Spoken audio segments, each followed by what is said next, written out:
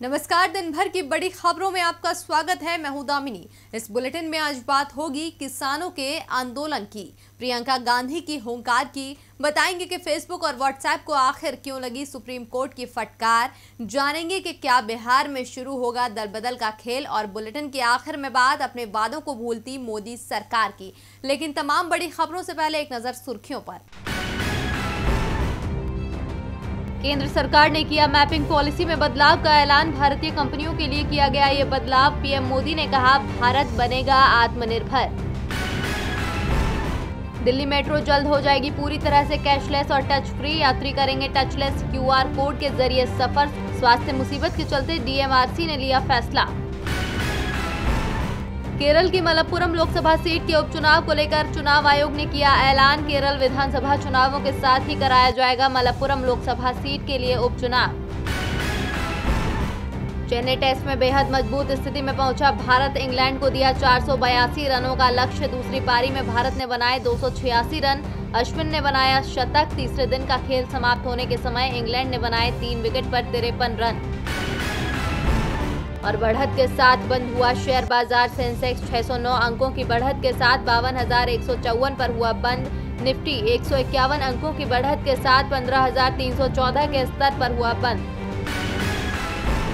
सुर्खियों के बाद बात आज की बड़ी खबर की। किसानों के आंदोलन को आज 82 दिन हो गए, लेकिन किसानों का जोश कम होने के बजाय बढ़ता ही जा रहा है। ऐसे में अब किसानों ने अपनी रणनीति में बदलाव भी करना शुरू कर दिया है। तो आज क्या रहा अन्नदाताओं के आंदोलन के दिन भर का हाल, देखिए ये रिपोर्ट। किसान अपनी मांग मनवाने के लिए दिल्ली की सीमाओं पर बैठे हैं, लेकिन सरकार न उनके आंदोलन पर ध्यान दे रही है और न ही उनकी मांगों पर। सर्दी शुरू होने से पहले शुरू हुआ यह आंदोलन अब गर्मी के सीजन की ओर बढ़ रहा है। किसानों ने साफ कर दिया है कि सर्दी हो या गर्मी, आंदोलन में नरमी नहीं आएगी।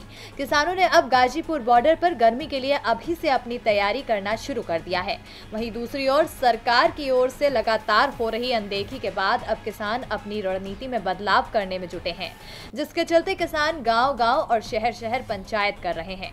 इसके साथ ही किसानों ने कई कार्यक्रमों का भी आयोजन किया है, जिसके मद्देनजर कल यानी 16 फरवरी को किसान सर छोटू राम की जयंती के अवसर पर किसान एकजुटता दिखाएंगे। वहीं 18 फरवरी को किसानों ने रेल रोको अभियान चलाने का फैसला किया है, जिसके मद्देनजर 4 घंटे तक रेल पटरियों पर थमी रहेगी।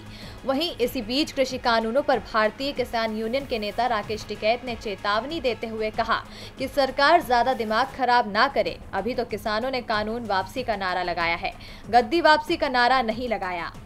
इसलिए केंद्र हमारी बात मान जाए। सरकार आप बनाते रहो, चलाते रहो, जो करना है करो, लेकिन आप हमारे काम करते रहो। सरकार किसी की भी हो, हम सरकार से किसानों की पॉलिसी पर बात करेंगे। अब राकेश टिकैत ने तो अपनी ओर से चेतावनी दे दी है, लेकिन क्या सरकार अब भी अपने पुराने रुख पर कायम रहेगी या फिर किसानों की मांग पर गौर करेगी? ये तो समय आने के साथ ही पता चलेगा। किसान आंदोलन को करीब 3 महीने पूरे हो चुके हैं। इस आंदोलन को देश से लेकर विदेशों तक समर्थन मिल रहा है।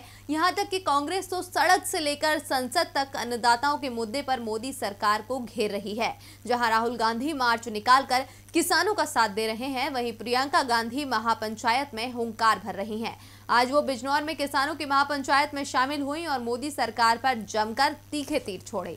उत्तर प्रदेश में किसान किसी भी दल को सत्ता की रेस में आगे रखने का वादा रखते हैं। इस बात से कांग्रेस बखूबी वाकिफ है, इसलिए वो लगातार किसानों को लुभाने में जुटी है। न सिर्फ कांग्रेस सांसद राहुल गांधी सड़क से संसद तक किसानों के हक की आवाज को उठा रहे हैं, बल्कि प्रियंका गांधी भी अन्नदाताओं के बीच पहुंचकर उनके सुर में सुर मिला रही है। आज उन्होंने बिजनौर में किसान महापंचायत को संबोधित किया और मोदी सरकार को जमकर घेरा। उन्होंने कहा कि प्रधानमंत्री नरेंद्र मोदी को 2 बार जनता ने चुना, क्योंकि उनसे लोगों को कुछ उम्मीदें रही होंगी। उन्होंने बार बार रोजगार, किसानों की बात की, लेकिन अब उनके राज में कुछ नहीं हो रहा है। प्रियंका ने सवाल भी दागे। उन्होंने पूछा कि 2017 से यहां गन्ने का रेट ही नहीं बढ़ा। प्रधानमंत्री मोदी ने किसानों का बकाया पूरा नहीं किया, लेकिन अपने लिए 16,000 करोड़ का हवाई जहाज खरीद लिया। अपने संबोधन में प्रियंका गांधी ने प्रधानमंत्री मोदी के किसानों से मुलाकात न करने का भी जिक्र किया। उन्होंने कहा कि प्रधानमंत्री मोदी अमेरिका, चीन जा सकते हैं, लेकिन दिल्ली में बैठे किसानों से नहीं मिल सकते। प्रधानमंत्री मोदी ने किसानों का मजाक उड़ाया और उन्हें आंदोलन जीवी परजीवी बताया।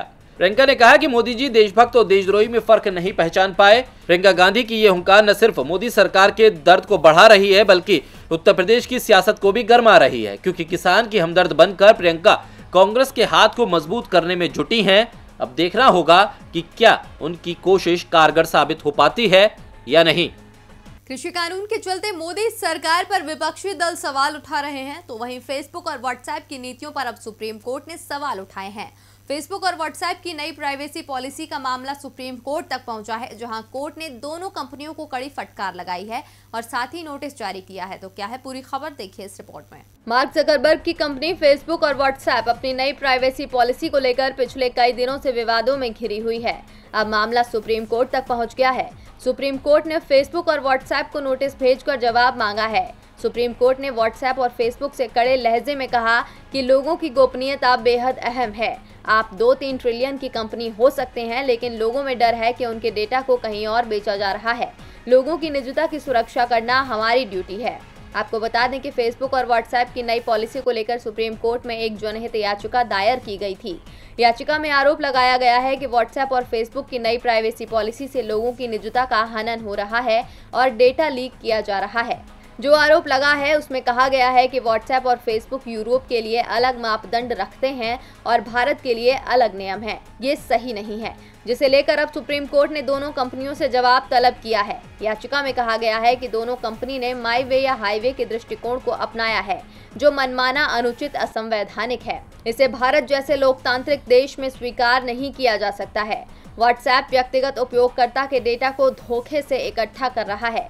आपको बता दें कि नई गोपनीयता नीति के तहत इसने वाणिज्यिक विज्ञापन और मार्केटिंग के लिए फेसबुक और इसकी सभी समूह की कंपनियों के साथ व्यक्तिगत डेटा साझा किया। तब से कंपनी अपनी नीतियों में बदलाव कर रही है ताकि सूचनाओं की एक विस्तृत श्रृंखला को इकट्ठा और संसाधित किया जा सके और तीसरे पक्ष को डेटा दिया जा सके, जिसे लेकर अब इसका विरोध शुरू हो गया है। कंपनी कितनी भी बड़ी हो, लेकिन लोगों की निजता का अधिकार सबसे जरूरी है। लेकिन बंगाल में कौन जरूरी है, ये सवाल भी उठ रहा है। ममता बनर्जी की सरकार को 10 साल पूरे होने वाले हैं। विधानसभा चुनाव का ऐलान कभी भी हो सकता है। इसे लेकर कांग्रेस के प्रदेश अध्यक्ष अधीर रंजन चौधरी ने ममता बनर्जी को लेकर बड़ा बयान दिया है। तो क्या कहा है अधीर रंजन ने, देखिए हमारी रिपोर्ट। पश्चिम बंगाल में चंद दिनों में विधानसभा चुनाव होना है। चुनाव में बढ़त बनाने की कोशिश में जुटे राजनीतिक दलों के बीच टकराव भी बढ़ता जा रहा है। टीएमसी और बीजेपी के बीच कांटे का मुकाबला माना जा रहा है। एक तरफ जहां बीजेपी बंगाल में सरकार बनाने का मंसूबा पाल रही है, तो वहीं ममता बनर्जी की पार्टी सत्तारूढ़ तृणमूल कांग्रेस अपनी जमीनी आधार को बरकरार रखने की कोशिश में जुटी है। जबकि लगभग 3 दशक तक सत्ता में रहने वाली मार्क्सवादी कम्युनिस्ट पार्टी भी चुनाव में कांग्रेस के साथ अपनी खोई ताकत वापस हासिल करने की कोशिश में है। दोनों दल पहले ही साथ मिलकर इस बार बंगाल में विधानसभा चुनाव लड़ने की घोषणा कर चुके हैं। अभी सीटों के मुद्दे पर दोनों दलों के बीच बातचीत अंतिम चरण में है। इस बीच प्रदेश कांग्रेस अध्यक्ष अधीर रंजन चौधरी ने ममता बनर्जी और टीएमसी पर निशाना साधा। अधीर रंजन ने कहा कि ममता बनर्जी की पार्टी टीएमसी बीजेपी का कभी मुकाबला नहीं कर सकती। बंगाल में केवल कांग्रेस लेफ्ट का गठबंधन ही बीजेपी का मुकाबला कर सकता है। उन्होंने कहा कि बंगाल में लोगों को महसूस हो रहा है कि राज्य में बीजेपी और तृणमूल कांग्रेस पर भरोसा करने की बजाय कांग्रेस और लेफ्ट पार्टी के गठबंधन पर भरोसा किया जाए। प्रदेश कांग्रेस अध्यक्ष के इस बयान के बाद बंगाल की राजनीति में उबाल आ गया है। अब इसे लेकर ममता सरकार में राज्य मंत्री तापस रॉय ने कहा कि वाम और कांग्रेस गठबंधन में बीजेपी के खिलाफ लड़ाई लड़ने की ताकत नहीं है। केवल उनकी पार्टी प्रमुख ममता बनर्जी ही बीजेपी को रोक सकती हैं। बशीरहाट से टीएमसी विधायक ने ये भी संकेत दिए हैं कि राज्य में भारतीय जनता पार्टी को सत्ता में आने से रोकने के लिए आगामी विधानसभा चुनाव लड़ने के लिए वाम कांग्रेस गठबंधन को तृणमूल कांग्रेस में शामिल हो जाना चाहिए। ममता के मंत्री ने कहा कि अगर वाम मोर्चा और कांग्रेस वास्तव में बीजेपी विरोधी हैं, तो उन्हें भगवा पार्टी की विभाजनकारी राजनीति को बंगाल में रोकने के लिए ममता बनर्जी का सहयोग करना चाहिए। पश्चिम बंगाल में राजनीतिक पारा गरमाया हुआ है। चुनाव करीब है, इसीलिए सभी पार्टियों में हलचल मची हुई है। दल बदल का खेल भी चल रहा है। दल बदल का खेल तो बंगाल से लगे बिहार में हो रहा है। अब एलजेपी के सांसद की सीएम नीतीश कुमार से मुलाकात ने बिहार में राजनीतिक पारा गरमा दिया है। तो क्या एलजेपी सांसद छोड़ेंगे पार्टी का साथ, देखिए ये रिपोर्ट। जब भी विरोधी दल का नेता सत्ता पक्ष से मिलने के लिए पहुंचता है, तो राजनीतिक गलियारों में उसके मायने निकाले जाते हैं। बिहार में भी इन दिनों मुलाकात का दौर जोरों पर है। खासकर विरोधी दल के नेता मुख्यमंत्री नीतीश कुमार से मुलाकात कर रहे हैं। बिहार विधानसभा चुनाव में एनडीए को आंख दिखाकर अकेले दम पर मैदान में उतरने वाली लोक जनशक्ति पार्टी के एक सांसद ने बिहार के सीएम नीतीश कुमार से मुलाकात की है। लोक जनशक्ति पार्टी और जेडीयू के बीच खटास का मामला काफी पुराना है, लेकिन इसी बीच एलजेपी से नवादा के सांसद चंदन कुमार मुख्यमंत्री नीतीश कुमार से मिलने पहुंचे।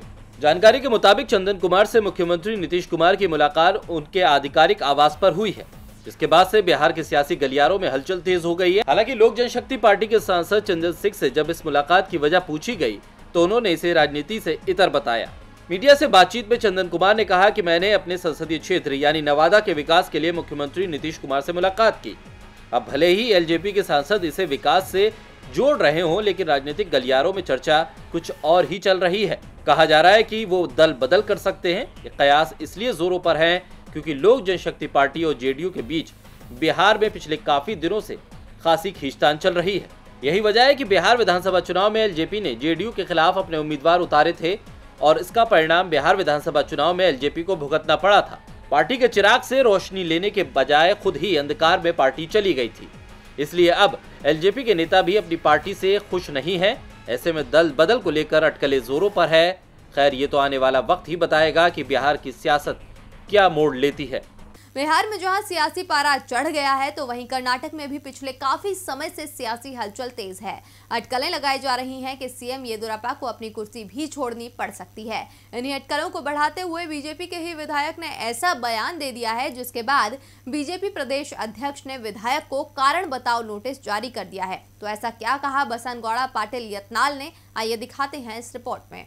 कर्नाटक में बीजेपी के बागी नेताओं ने मुख्यमंत्री बीएस येदियुरप्पा की नींद उड़ा रखी है। जब से मंत्रिमंडल विस्तार हुआ तभी से पार्टी के कई विधायक बागी तेवर दिखा रहे हैं। कभी ये बागी नेता येदियुरप्पा की शिकायत लेकर दिल्ली पहुंचते हैं तो कभी अपने बयान से ही येदियुरप्पा के माथे की शिकन को और बढ़ा देते हैं। इस बार येदियुरप्पा को निशाना बनाया है बीजेपी विधायक बसनगौड़ा पाटिल यत्नाल ने। यत्नाल ने कहा कि जब भी येदियुरप्पा मुश्किल में आते हैं और पार्टी हाईकमान उन पर कोई कार्रवाई करना चाहता है, येदियुरप्पा पंचमाली लिंगायत का इस्तेमाल करने लग जाते हैं। वो पंचमाली लिंगायत को कोई मौका देना ही नहीं चाहते। यत्नाल के बयान पर पार्टी के अंदर ही सवाल पूछे जा रहे हैं। बीजेपी के प्रदेश अध्यक्ष नलिनी कुमार काटिल ने यत्नाल को कारण बताओ नोटिस जारी किया है। दरअसल काफी समय से पंचमाली लिंगायत समुदाय के लिए कोटा में संशोधन करने की मांग कर रहे हैं, जिस पर येदियुरप्पा का कहना है कि संविधान के दायरे में जो भी संभव होगा वो करेंगे। लेकिन यत्नाल का कहना है कि मुख्यमंत्री केवल पंचमाली लिंगायत को अपनी राजनीति के लिए इस्तेमाल कर रहे हैं। अब यत्नाल को मुख्यमंत्री का विरोध करना भारी पड़ गया है। देखना होगा कि यत्नाल इस नोटिस का क्या जवाब देते हैं। और बुलेटिन के आखिर में बात वादों से भटकती मोदी सरकार की। स्वास्थ्य मुसीबत के बाद से देश की अर्थव्यवस्था का बुरा हाल है, जिसके चलते आम लोगों को काफी परेशानियों का सामना करना पड़ रहा है।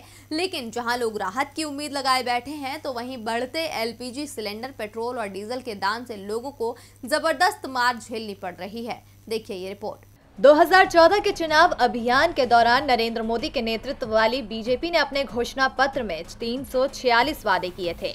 2014 के बाद 2019 में बीजेपी ने मोदी है तो मुमकिन है का राग अलापा, लेकिन ये राग आम जनता की जेब में ढीली करने में जरूर मुमकिन होता दिख रहा है। महंगाई के मुद्दे पर यूपीए सरकार को लगातार घेरने वाली भारतीय जनता पार्टी की सरकार में आलम यह है कि महंगाई कम होने के बजाय और बढ़ती ही जा रही है, जिससे आम लोगों की मुसीबतें भी बढ़ रही है। और आज हफ्ते के पहले दिन ही लोगों को महंगाई की जबरदस्त चोट पड़ती दिख रही है। दरअसल एलपीजी सिलेंडर के दाम 50 रुपए बढ़ गए हैं। इस बढ़त के बाद अब गैर सब्सिडी वाले 14.2 किलो के घरेलू एलपीजी सिलेंडर की कीमत 769 रुपए हो गई है। इसके पहले ये 719 रुपए का था। ये कीमत आज से ही लागू हो गई है। वहीं दूसरी तरफ पेट्रोल डीजल के दाम पिछले एक हफ्ते में लगातार बढ़ रहे हैं। सोमवार को भी दिल्ली में पेट्रोल डीजल के दाम में 26 पैसे प्रति लीटर की बढ़ोतरी की गई। देश में लगातार बढ़ती महंगाई को लेकर केंद्र सरकार और प्रधानमंत्री मोदी पर कांग्रेस सांसद राहुल गांधी ने निशाना साधते हुए ट्वीट कर लिखा कि ये जनता से लूट और सिर्फ 2 का विकास है। आपको बता दें कि दिल्ली में पेट्रोल की कीमत 89 रुपए प्रति लीटर के करीब पहुंच गई है। यही नहीं, देश के कई शहरों में पेट्रोल 99 का आंकड़ा पार कर 100 के करीब पहुंचता दिख रहा है। इस बढ़त के बाद दिल्ली में पेट्रोल 88.99 रुपए और डीजल 79.35 रुपए लीटर हो गया है। इसी प्रकार मुंबई में पेट्रोल 95.46 रुपए और डीजल 86.34 रुपए प्रति लीटर हो गया है। चेन्नई में पेट्रोल 91.19 रुपए और डीजल 84.44 रुपए लीटर। तो वहीं कोलकाता में पेट्रोल 90.25 रुपए और डीजल 82.94 रुपए लीटर हो गया है। अब इस तरह से ये साफ दर्शाता है कि सरकार अपने उन वादों को भूल गई है जिसमें आम आदमी की मुसीबतों को कम करने की बात कही गई थी और सरकार के इस खामियाजा का असर आम लोगों को झेलना पड़ रहा है। और दिन भर की बड़ी खबरों में मेरे साथ इतना ही। देखते रहिए DB लाइव। नमस्कार।